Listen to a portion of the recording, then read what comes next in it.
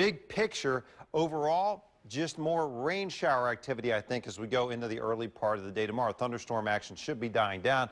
Boy, we've had multiple high wind reports out there across the central part of the state. Wind gusts around 40, 45 miles per hour. But the biggest weather report of the day was actually a funnel cloud spotted with multiple photos taken around 12:45 earlier today. This was right here in the Easton Oxford area as you go out towards St. Michael's and Tillman Island. So there was a funnel cloud here. No ground damage reported, but a funnel cloud definitely confirmed out that way. 95 in Baltimore today. It was another hot, searing day, but this prolonged hot window of weather finally coming to an end tonight. You can see the air temps are down in the mid-70s now. Yes, humidity still sky high, but these numbers will not heat up as much tomorrow. I think we'll add about 10, 12 degrees. We should end up tomorrow in the upper 80s versus the mid-90s, which is where we were today. I think tomorrow and the next several days getting back down to more seasonable averages. Boy, it looks like a snorkel for a weather camera here in downtown Baltimore today. Well, there's on and off downpours and then more downpours coming through as we worked into the late evening hours here.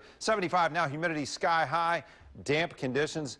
And as we look at that overnight forecast tonight, I still think showers, humid, damp conditions, and more on and off showers into the early part of the day tomorrow. The good news is air temperatures look to only make it to maybe the low mid-80s tomorrow, thanks to continued cloud cover and just milder air pushing in. The really hot air is already kind of mixing a little further south.